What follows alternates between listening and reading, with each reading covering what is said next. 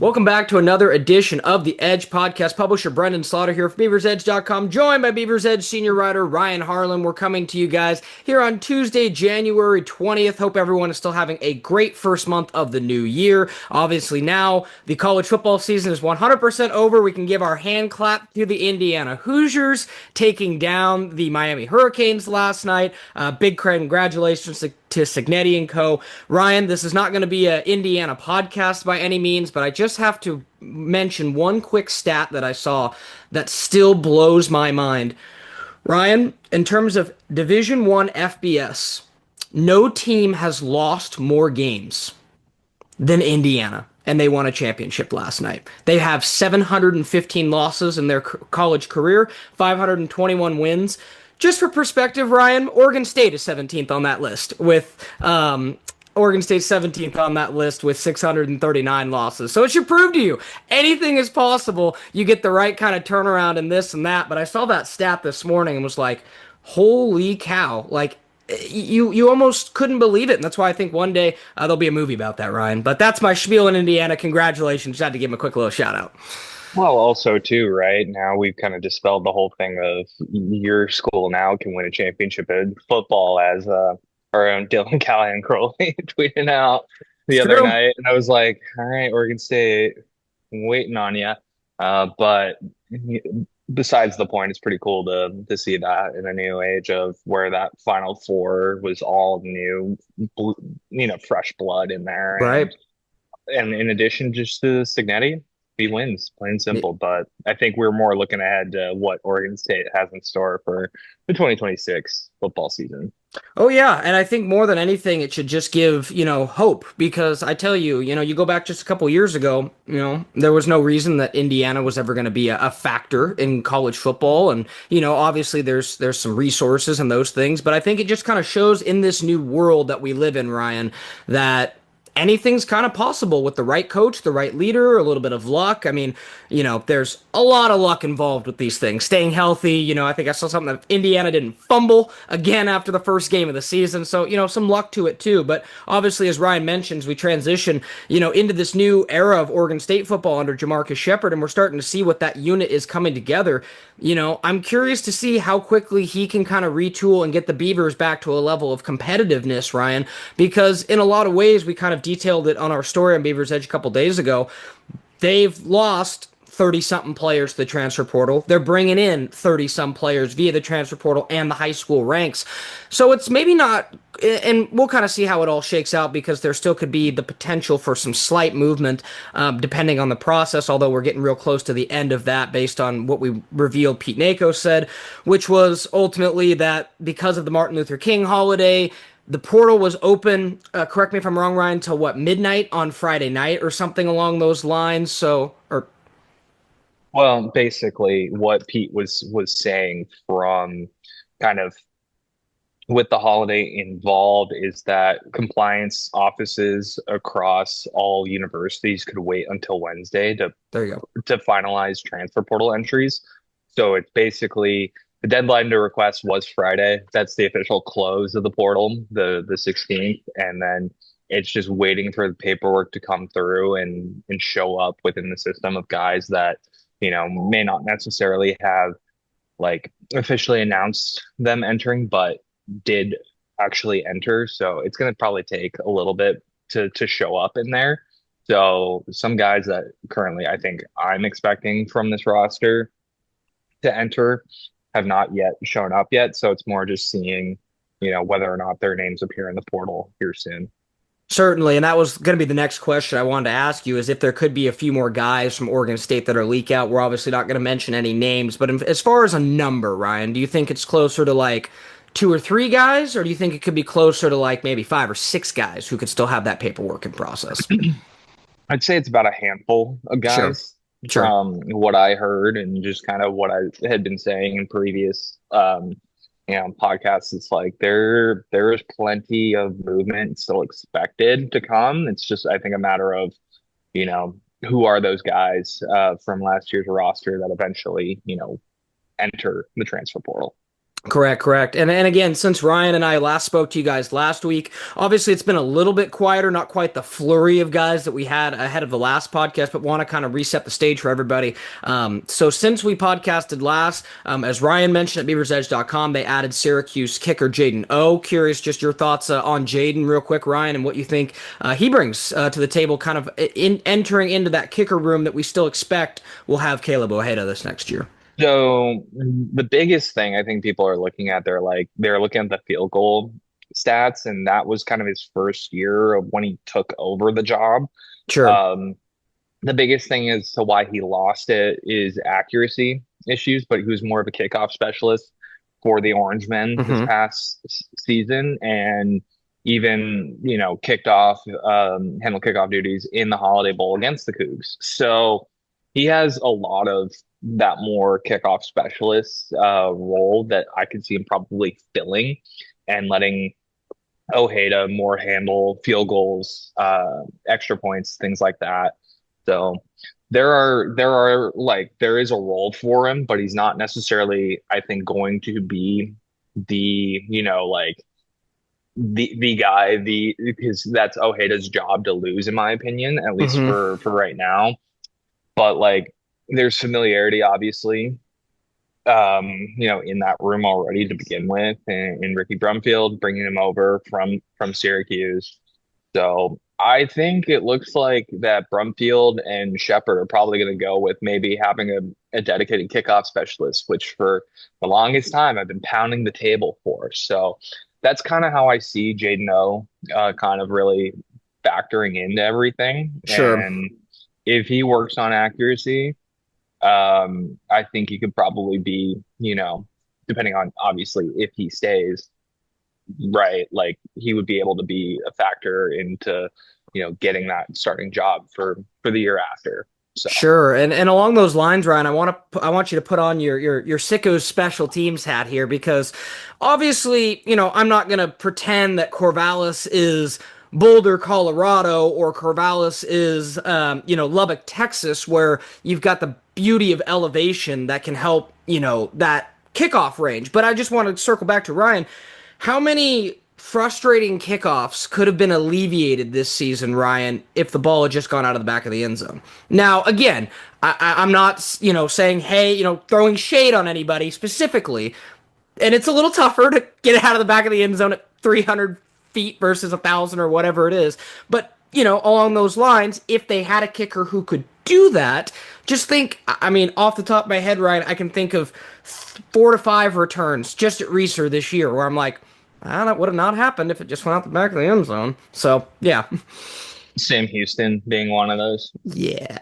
Yeah. So, I mean, it may seem, I mean, simple, but to your point, I think that could be a huge thing. And honestly, Ryan, the more I've thought about this and kind of reflection recently, and I kind of want your take on this too, is I go back to what JaMarcus Shephard kind of mentioned in his opening press conference when he came to Corvallis as a part of the Washington staff in 2023, where we had that amazing game between the Beavs and the Huskies. I believe Oregon State was 11, Washington was, 6, 7, something along those range.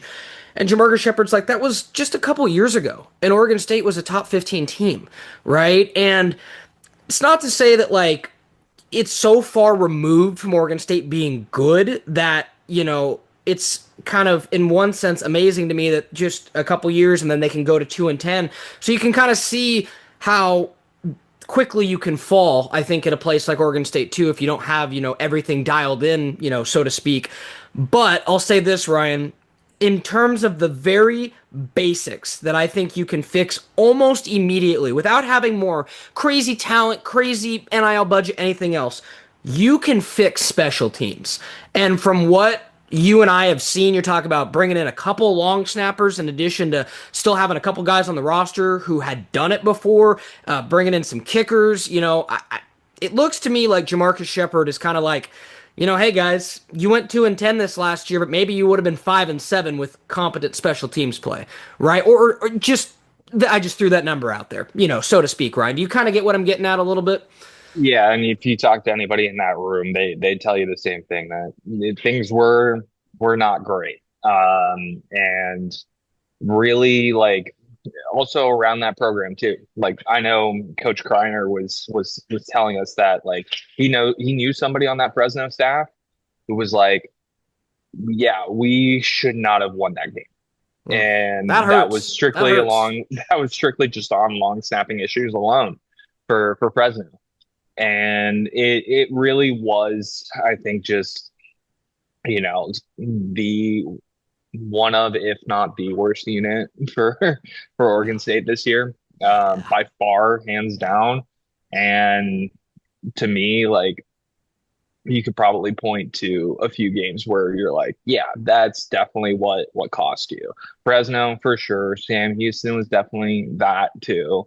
The Maybe block Cal, punt. even. When you go back to that first drive of that game, I would the even say, like, in terms of just a momentum shift, yes, as well too. But like, just so many of those little careless things where, sure. like, this is why I love special teams because it can either win you a game or Yeah. cost you a game.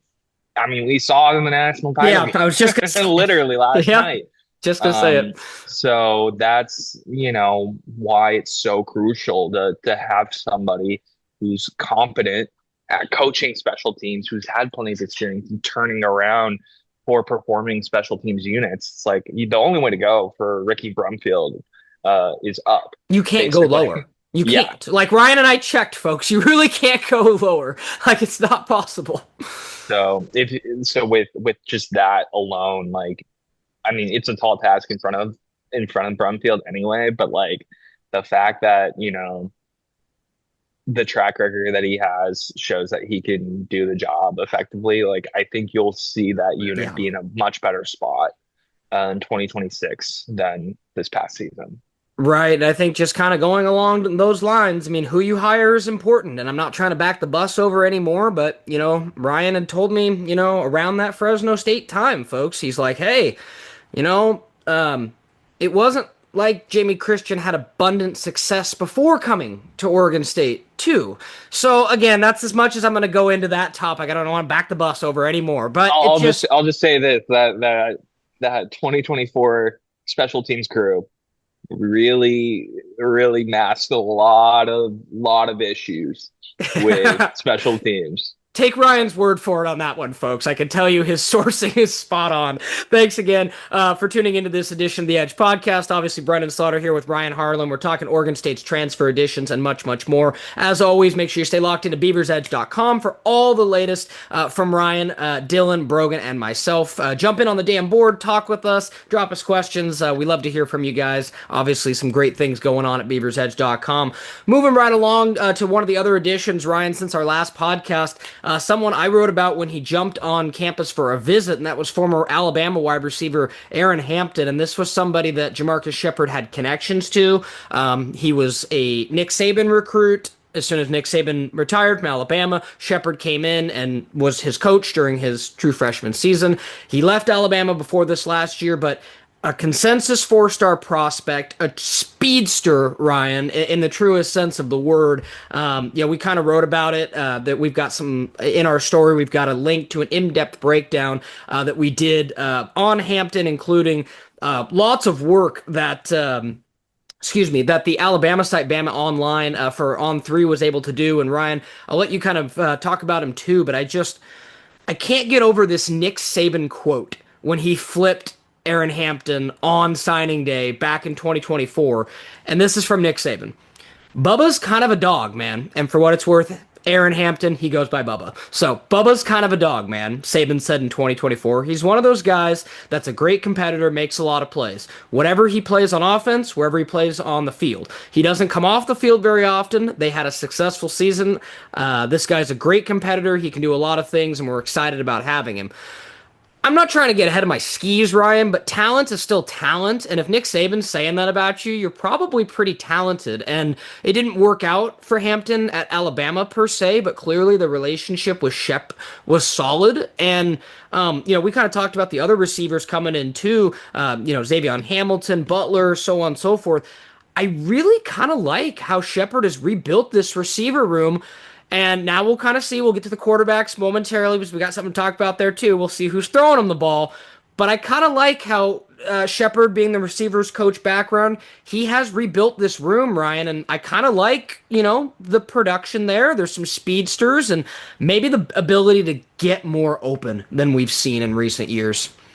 Yeah, I mean, the biggest thing that I'd love to see from Hampton's just his speed, like his Yeah. quickness with his feet, like looking at him, not necessarily run routes, but like, workout clips that he's posted onto his Instagram. Like you can see the quickness that he has. He's a big body kind of receiver, just Yeah. kind of looking at him. And he has that speed that most of those kind of big body guys don't really have that much of. So that's a really neat like kind of thing that fits his skill set. But just in general with him, with Nolan, with Butler, like these are guys that I really just kind of like the speed aspect. It's kind of reminding me of I'm going to pull a Chiefs reference here, the Legion of Zoom, basically, with just how many like fast receivers that they brought in. And when you have a guy like Malik Murphy who can, throw a football pretty long, far down the field, you want a guy that can go track that ball. Yeah. So that's something there where I really like just what they've done with that room and kind of overhauling not only Yes. just the personnel in there, but the fact that you have guys that not only show you that they have the talent, but also just production. Like a guy like a Nolan, obviously at the FCS level, but still production is production, and he is a versatile weapon that you can not only use on offense, but also in the return game. Yeah. So really critical piece, I think, there that I just really think that was a big point of emphasis coming in to this offseason, and just being able to get guys, like Bubba, like Butler as well is really big. I think is to be your sort of number one, number two options in Right. that room now with, just the exodus and departure of guys that were on that roster from last year. And that's no shade at anybody that has left. I think it's just a nature of the beast kind of deal, and Yep. kind of realizing the situation of like, yeah, it was epic. Trent Walker's down there somewhere, and that was really about it. Yeah. So if you can, step up that production in that room significantly, and having a Right. guy like James Finley in there to coach that room, I'm really excited to see what that room could do. Oh, certainly. And don't get me wrong, Ryan. I'm sure that if, JaMarcus Shephard had his way and it was possible, they would have loved to hang on to Trent Walker, right? He talked about the importance of Oregonians in the program, right? And Trent Walker fits that to a T. But Trent Walker's going to go and find somewhere and probably get a nice handed bag of cash for doing so. And I and mean, honest, Houston came in with something, so yeah. And honestly, I'm happy for him. He deserves it. On the same token, though, Ryan, I don't know that David Wells and Taz Reddix were good enough for you to sit here, or not you, but just for any Beaver fan to sit here and be like, oh man, such a bummer to lose those guys. I think they had their moments, they had some talent, but Trent Walker was the guy I think that kind of stings in the room a little bit. But overall, the guys we mentioned, Ryan and I didn't even mention Adonis McDaniel, who played with Atkinson at Mercer, another guy with consistent, production too that I like. So they're really, they brought in 4 new receivers via the transfer portal, Ryan, and then have 3 guys coming in via the high school recruiting ranks. Don't forget about Sinai Thomas, Jamison Powell, and Jaden Paget as well, because those guys, particularly Sinai being the kind of gemstone on top of it. I wouldn't be surprised if maybe Sinai finds a way into playing time early on in his career. So, to Ryan's point, I think the receiver room has been rebuilt well. I like the addition of Finley as well. And now it comes down to who's going to be throwing on the ball. And, obviously we know Malik Murphy's going to be back. We've seen it talked about on the damn board. It's kind of been a bit of a polarizing topic that Malik's going to be back, because I think Malik obviously had up and down play this year. There's no kind of going around that.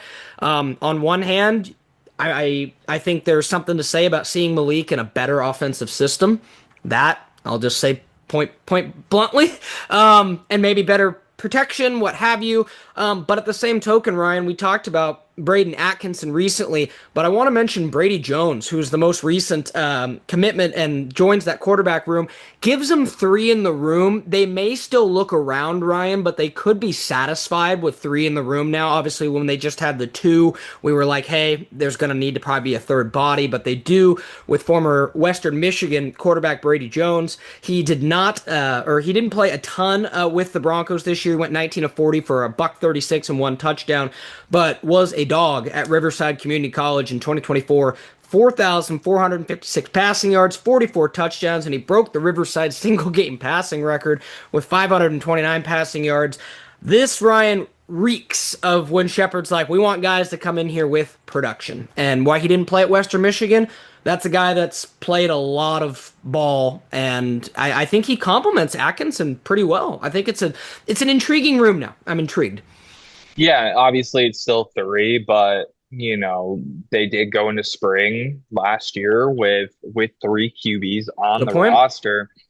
So it's not necessarily out of precedent, but they kind of have about eight or so roster spots to play with left going. So definitely room to still add guys, but I really just kind of am intrigued by the production that he had, at Riverside and being able to throw the football down the field. I mean, obviously, I've not been able to get a look at so far his tape from Western Michigan or just kind of anything like on him, but directly, but just like looking at it from strictly, just from a playing standpoint, from what he's done prior to going to Western Michigan, there's a lot to like. Yeah. There's a lot to like there. I am really just kind of curious to see um where he fits between Atkinson and Murphy. Just kind of how would you go into that first spring in that room of laying out sort of the pecking order of quarterbacks, Hmm. whether it's, Murphy at one, Atkinson, Jones kind of two or three, right? But I really do kind of just like a lot of the production, at least of like a 66% completion percentage. That's pretty, good for Atkinson, right? Like, and then also just for 19 to 40 for 136 yards and one touchdown. Um, while with Western Michigan, that's pretty solid, all things considered. I mean, 19 to 40, you like that to be a lot better, but like for a guy, kind of going from the JUCO level up up to playing FBS, like that's not too bad for first start. It's like you want to get that number probably up. It's just less than 50%.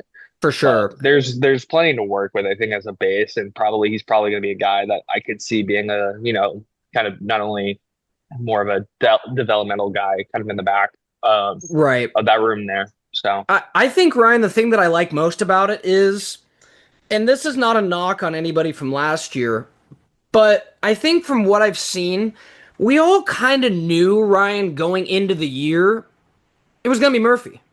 yeah, It's like going in, we were like, okay, Jabari's even Johnson is even like, hey, I'm excited to learn behind Malik. And there was like, we joked about it for the first time in however long. There was no battle. It was like that was it. That was it. And I think maybe, maybe I have no maybe that led to a little bit of complacency on Malik's side. Maybe. I'm simply just throwing out, what can happen when you're not constantly pushed. And I think you look at this room now, especially coming off the year that Malik had, I think in terms of raw pure talent, I think Malik is probably still the most talented guy in the room. But as far as the guy that can run the offense best, the guy who can be most effective, not turn the ball over, all those kind of things, I think it's going to be better for Oregon State's product at the quarterback position this year, Ryan, that we're now going to have. I would guess that Shepard's going to leave it pretty open, or no, Mitch Dolan, what have you. It's going to be pretty open. I don't think anybody's going to be handed anything, no, nor should they, which right? I Like like. Yeah. that's the way that I was looking into this anyway. So it's like I think I said last time, it's if Murphy comes up with a job, okay, cool, right? Like, but also too, it's you don't hand it to him right Hmm. away, and I think, you know, yeah, the expectation was obviously he was going to start like with how much you were paying him, how much you brought him in for, but at the same time, though, I think what Gundy and probably Bray failed to do was set up a true quarterback competition. Mm, And that's something there where we kind of even knew with Jonathan, right? Like when DJU was brought in, right, to compete for the starting job, right? It wasn't a, oh hey DJ, you're the guy, right? Like we're just gonna hand it directly to you. It was building the sense of illusion of like, hey, this is going to be a competition, but ultimately in the end, we obviously know what happened, and it ultimately went to DJ in the end, just right. because that's kind of how the cards played out, and then obviously his pedigree, what he did in college at Clemson, everything like that, ultimately you know probably played somewhat of a role into that, but like Johnny made it at like the illusion of a competition. Even Yeah. though we all as media were sitting there, we're like, we know who it's gonna be, Yeah. We knew right? they weren't Like, going to start an 18-year-old Aiden Childs game yeah, one. We knew that wasn't going to yeah, happen. But the yes, illusion. yeah, and that's what I think. Shepard and Dolan should both do, as in Hmm. a this is what the true competition is going to be. This is what spring is going to be. This is what fall camp is going to be. We're not going to say who our guy is or whatever until we get to week one of the season. Like that's what I think it should be. And that's why I'm always like, if it's Murphy, cool. If it's Atkinson, all right. Like those are the things where it's like in the end they would have won out in the competition. It wouldn't just be, oh, they're directly handed it to them. So Sure, no, for sure, and obviously, I think Ryan is spot on, and I think kind of going along with that, it will be better for Oregon State, I think, to have a little bit more competition, like Ryan said. I think maybe the schemes will be a little bit better, more tailored to these guys' skill sets, what have you. But ultimately, like we were saying, the Beavers still have a little bit of flexibility. We've got a running list on a story we've got up at BeaversEdge.com. It's the transfer/recruiting recap. And to Ryan's point, when he mentioned the numbers, we've got track of the numbers and how close the Beavers are to that 105 number there. So obviously keep that in mind as well. You can check that out at Beavers Edge. But just to kind of do a quick little run back through, obviously, of all the incoming transfers and the incoming recruiting class, so everyone has the full page laid back out for them. Quarterback, we talked about it. Braden Atkinson, Brady Jones coming in. Wide receivers, Xavier Nolan, Aaron Hampton, Adonis McDaniel, Aaron Butler. Two tight ends, DC Temple, Eric Olson. Five offensive linemen with Takeo Shorts, Carter Goulet. Help me out on that one, Ryan. keep going Gilliam. through. Gilliam, Yeah, yeah, Gilliam, thank you. Carter yeah. Gilliam. The Lange brothers, Quan Johnson. Defensive line, Tyler Bailey, Ish Finlayer, Jarrell Comer, Daniel Madigy. Linebackers, Dylan Lane and Jabari Odenenum. I'm going to hope that's close to. Isaiah Hoy, Kahanu Kalahiki at defensive back, along with RJ Witten, Tug Samford, and Jonathan Zarut at long snapper, Jaden O at kicker. Then out of the incoming recruiting class, as we mentioned, Trey Garrison coming in at running back, three receivers, Sinai Thomas, Jamison Powell, and Jaden Paget. One tight end, Landon Cook. Two defensive linemen slash edges in Adele Dorr and Caleb Metzner. An athlete in Jesse Legree. A linebacker, Jeremiah Brown. And then a defensive back, Kai Wheaton. And then obviously we're going to leave that up. Brian and I are also keeping track of players from the former roster that we expect to be back next year, also in that story. So if you're curious for that as well, make sure to head over to beaversedge.com for that as well. And just with our last couple minutes here, Ryan, want to circle back to kind of the biggest news that has been pretty quiet recently, but still news that eventually will have to come our way. And that's Oregon State still in search of a co-DC and a defensive line coach. And obviously, now we've known for a little while now that Lance Guidry kind of did the old and spun out around just kind of like Inoke. And just from your perspective, we've got some names up that we've thrown out. The assistant coach hot board will be up again, push to the front at beaversedge.com. So check that out if you're curious on the names. But Ryan, are you kind of surprised this has been a little bit slower in terms of a timeline of announcing who would be those new guys? And defensive line coach we'll get to in a moment, but is it possible, Ryan, that they could shift gears and maybe Court Dennison becomes solo DC, or do you still expect them to try to hunt for somebody out there who's got that DC experience and maintain co-DCs? It's a question, I, right? yeah, I think my biggest feeling is probably you get somebody with a little bit more experience in there. I mean, Yeah. it's not a knock on Coach Dennison by any means, but the only play calling experience that Dennison has is 1 year at Idaho. Right. And you'd probably like somebody a little bit in there to, I kind of agree. be that more experienced voice and kind of know what the ins and outs are, a little bit of kind of that side of the ball of calling plays and things like that. I mean, you have also two co-offensive coordinators essentially, with Dolan and then Coach Wallace on the tight ends coach on the Hmm. other side. So I would probably expect them to kind of be, following that pattern again. So that's also another thing that kind of leads me to think that they're still going to go that route. But like, I also could probably see somebody, as well on that side of the ball that may just be like, kind of a voice in the ear of Dennison as well too, to be like, hey, like this is how we're gonna, this is how you call plays, things like Sure. that, the little things, but not necessarily be named a co-DC in name. But I think they go more of the co-DC route still because you have it on the offensive side of the ball with Hmm. co-offensive coordinators, Dahlin the primary play caller, but you really don't have somebody that is clear, like the clear defensive play caller on that side of the ball, whether that be Dennison, whether that's supposed to be Dennison or Guidry. Hmm. Um, that was kind of unclear exactly the responsibilities there. But like, if you could probably, I think, make a distinction in that, get somebody in there as soon as possible. I would probably expect either one of those two guys in Denison and then whoever else to, be the one to handle play calling responsibilities on that side of the ball. Yeah, it'll be interesting to keep tabs on, honestly, because like we said, they have a defensive line coach opening, they have a DC opening. Could it be one person who serves as both? Maybe that's an intriguingness to pull somebody from just a position coach to maybe promoting them. It'll be curious to see how that is, but I go back, Ryan, to JaMarcus Shephard during his opening press conference when he said he wanted to have big time experience on that side of the ball because that was not his side of the ball.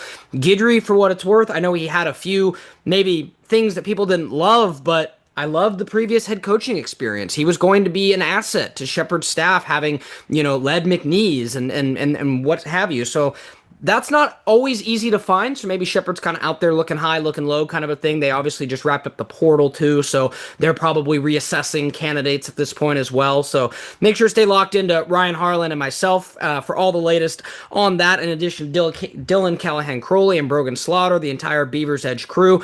That'll go ahead and wrap up this edition of the Edge podcast. Big shout out to Ryan Harlan for joining me on this edition. Obviously, last thing I just want to tease, Ryan. Baseball season is not underway, but we're getting closer as we've got word that baseball will have their first interviews on Wednesday. Ryan will be there and get a chance to talk to Mitch Canham and the gang, so make sure to check out BeaversEdge.com for that as well. And again, for Ryan Harlan, this is Brenden Slaughter signing off of this edition of the Edge podcast. Make sure to catch us next time. Stay locked into BeaversEdge.com. Appreciate you guys.